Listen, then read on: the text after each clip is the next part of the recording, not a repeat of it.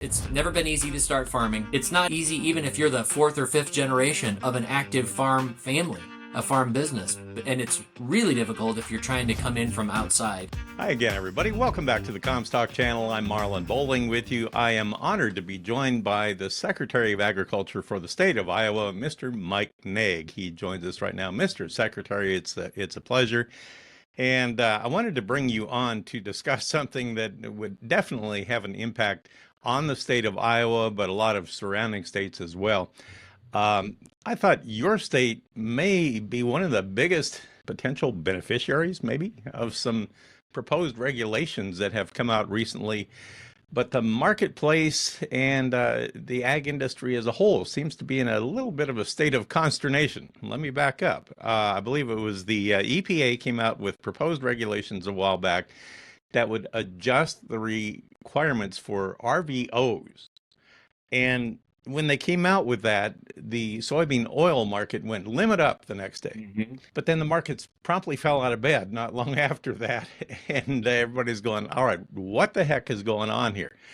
And this is interesting because the EPA came out with that statement, but then there's a lot of talk about we need the 45Z rules updated. And we can't get any answers on that. But that's not the EPA that's concerned with, right? That's the Commerce Department. It gets very confusing here, Secretary. Maybe you can explain it to our audience. Yeah, Marlon, I appreciate the setup there. And now wait a minute. You're the market guru, and I'm not going to even try to explain this in the context of the markets, right? Other than to say that, boy, there's a lot of noise, right? And you take all these different factors and you put them together. So clearly we've got a tariff trade, issue and what's happening with trade negotiations, and will we see some major announcements or even just any announcements, and how long will that take? I think there's reasons to be encouraged there that we can see some game-changing developments, whether it's in the form of some sort of relationship with India, dealing with some of the tariff and non-tariff barriers with China. I mean, Vietnam. There's plenty of opportunity there. Then you got the policy piece. So you're trying to take what should have been a comprehensive 5-year farm bill discussion and break that apart and perhaps fit that in pieces into the budget reconciliation, and then say, well, we may still need a vehicle to move some of that. And you've got these tax provisions, 45Z that you mentioned. And you have then all the pieces around what's happening with biofuels. Well, of course, that renewable volume obligation, the RVO, EPA is required to release that on a regular basis annually. And the whole point is that part of their obligation under the renewable fuels standard is that they are to set those volume obligations to send a signal. And they're supposed to be doing it in advance, right? So that you're telling the industry, we want to blend X amount of ethanol and biomass-based diesel, etc., into the nation's fueling, transportation fuel system, and that then the industry responds and delivers on that number at a minimum, right? And so what we have too many times is that EPA is behind in that. And this has been a multiple administrations, so when we say what has happened here, EPA is really getting on track now, we believe, to kind of clear up the backlog and to get to where they actually can project out like they're supposed to be doing. And of course, what you're really looking for is, was it a number that basically only says the limit, what we want to blend is what we're already producing? Well, then that doesn't send a growth signal. But if you actually put a bigger number out there, like was done with that biomass diesel piece, that was a bigger number than most folks. I mean, even the wishful thinking was lower than that number. And so you say, well, that was the right signal. You're sending a growth signal to the marketplace. And of course, the initial reaction from markets was reflective of that. Ethanol, 15 billion is right kind of where we are and where we have been. Of course, I'm never going to be satisfied with a number. I'm going to say whatever it is that you want to put out there, I want that plus. But I'm also the Iowa Secretary of Agriculture, and you shouldn't be shocked by that. But I will say that we thought that it was a very strong number overall. And the other piece, though, that needs to be dealt with is small refinery exemptions. And so you've got these really kind of a backlog now. And Administrator Zeldin has said he's committed to working through that, that no waivers were granted for the last couple of years. We think there are legitimately some small refineries that just simply cannot comply, and they warrant some sort of a waiver. We think some of the waiver requests probably aren't justified. But what we don't want to see is that you just kind of let this demand out the back door through a small refinery exemption, that those obligations should be reassigned, if you will, or spread back out. So that's the maybe the wild card that's, no, I'd call it wild card. That's the next shoe to drop that has to be dealt with, is that SRE, small refinery exemption piece that was mentioned but not finalized in the proposed levels. Do you suppose that the market reacted to that one word in that press release, the word proposed? Because it isn't in effect yet, right? I mean, it would still take a while before it could even go into effect. I wonder if that's why the market backed off after that knee-jerk reaction. You know what I always think, and again, I'll keep market ponderings to others, but what I would say is, as it relates to biofuels and policy, unfortunately, what I'm going to say is nothing's ever true until it is, right? There's a propose, you propose things, then you get comment, and then you finalize, right? That's not an unusual process in any way, shape, or form. It's what we expect when it comes to rulemaking. But what we always sort of view is, just because it's proposed, it is exactly that. You need to wait, or certainly advocate for the finalization of that rule to be done in a way that is satisfactory to us, and then go with what you know to be true when the final rule is out. The 45Z, there was nothing included about that. That comes from a whole different direction, correct? Iowa, there again, Iowa would have a keen interest in that too, right? We do. The industry tells me that that's an important piece, and so it's the, how, and not only in and of itself is it authorized, but then for how long, right? That being predictive, you're making investments that are need to are built around some of those expectations, and of course that's tied into the Tax Cut and Jobs Act renewal that is now also included in the budget reconciliation piece. Look, I mean, I look at that and I say, the big beautiful bill, whatever you want to call it, budget reconciliation, it's not what, frankly, the fact that all of this is getting shoved into one vehicle is not what anybody wants, really, but it may be the practical reality of, if you want anything to move right now, this is the vehicle that has to be done. And so there are those tax cuts and are so critically important for the U.S. economy, but also there are some specific pieces in there: bonus depreciation, 199A, 45Z. These are pieces that are critically important to agriculture, and so we have to be opportunistic about getting these things in where we can. And then of course there's a House version. The Senate's working through. Do they have to reconcile those pieces together? Does the House take the Senate version? I mean, this is all. There's a lot of work yet to be done on this before you have a final bill. And then after that, we're going to have to reassess and say, now what pieces that normally would be in that comprehensive 5-year farm bill now have to be cleaned up in some form or fashion, in perhaps a skinny farm bill or another vehicle that has to move. It's a messy business, but it's also Congress and it's legislation, and we can lament that it's happening this way, and then you got to engage and try to get what you can and be realistic about where we find ourselves. Yeah, when it comes to the farm bill, how many years has it been since we actually had a farm bill approved? Yeah, we're in a second extension. Well, so you look back and you say, so this farm bill that we're operating under was written, what, 8 or 9 years ago?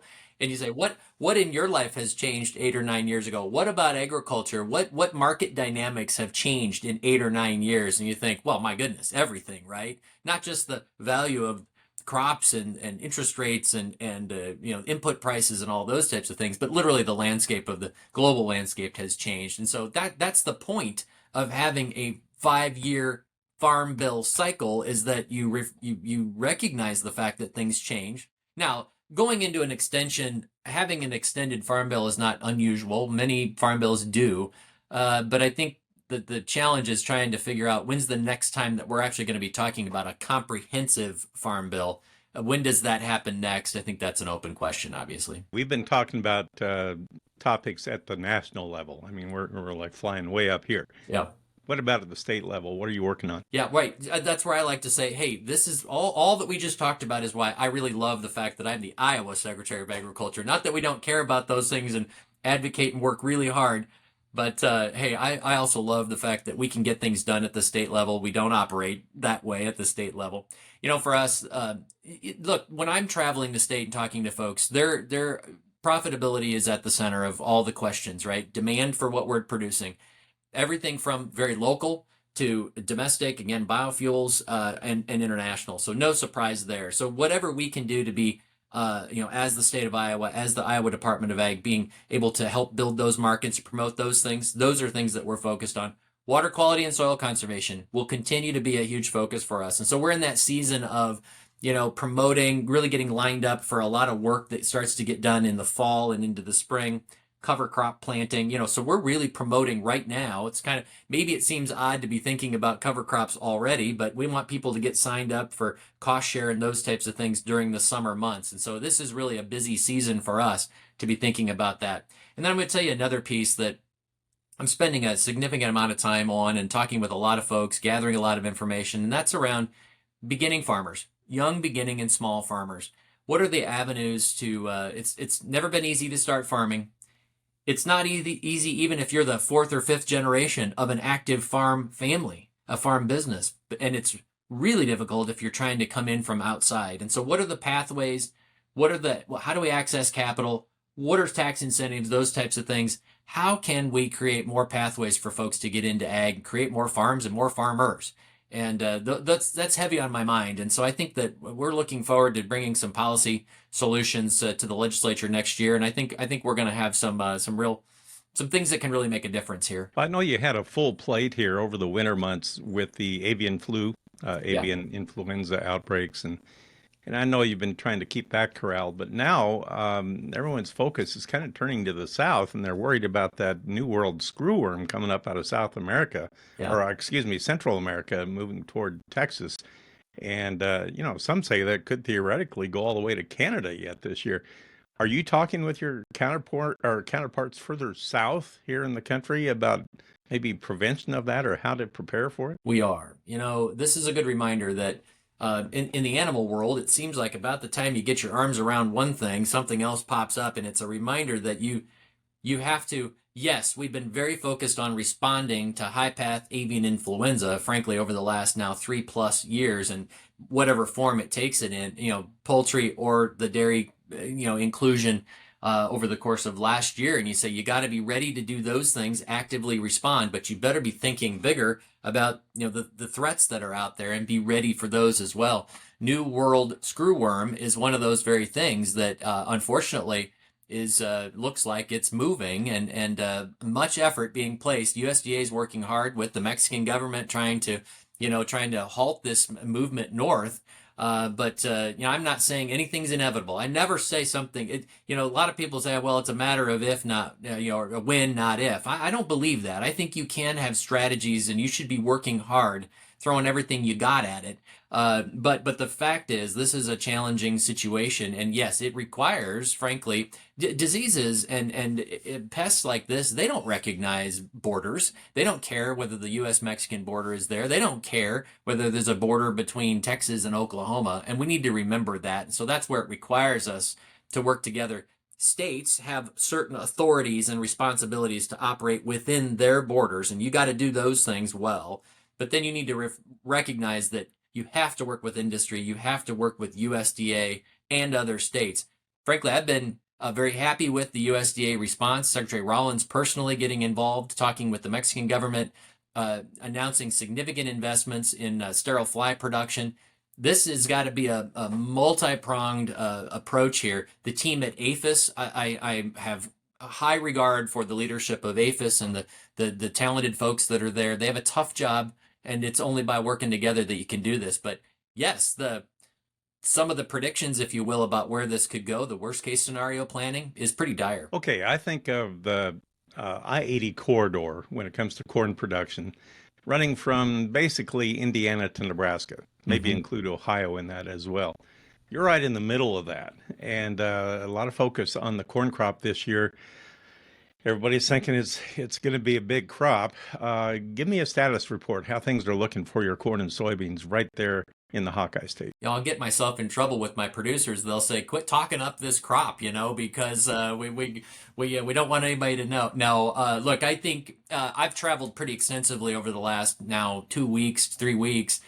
Been essentially all over the state of Iowa, and as is always the case, you always have variability. Frankly, there were some places that were really hungry. They needed water, and some of the southern parts of our state in particular. And now we've seen over the last week to 10 days a very active weather pattern. This is when we expect to get about an inch of rain a week on average May and June. That sets us up to then live through and bring this crop on as you get into July and August and finish it off. And so, believe it or not, you get to this time of the year, you say, we get a couple more timely rains through July. We get a nice shot of rain at the beginning of August, and you're starting to think about putting the finishing touches on a crop. We got planted in really good shape by and large, actually some really early planting. At times it felt like we were late, but if you looked at the 5-year average, we were ahead by significant stretch. And so things got in the ground really well for the most part. We've had an active weather pattern. There's been some severe weather. We unfortunately, up where we farm in Northwest Iowa, did have some hail and some wind. There's been pockets of that. And it's always a risk. And we got some forecast for some severe weather coming through in the next few days. But by and large, those rains have come when they needed to, and things look pretty darn good across the state of Iowa. Always a hazard every single year. Yeah. Well, I appreciate you taking time to visit with us and give us an update and your thoughts on what's being proposed in D.C. Yeah. Proposed. Proposed. We'll have to wait and see what the comment period does with that as we move forward. Thank you very much. Appreciate that so much. That's Iowa's Secretary of Agriculture, Mike Naig, with us today. That'll do it for this episode. For producer Breanne Jenkins, I'm Marlin Bohling. We'll catch you next time here on the Comstock Channel. Futures trading involves risk. The risk of loss in trading futures and/or options is substantial, and each investor and/or trader must consider whether this is a suitable investment. Past performance is not indicative of future results.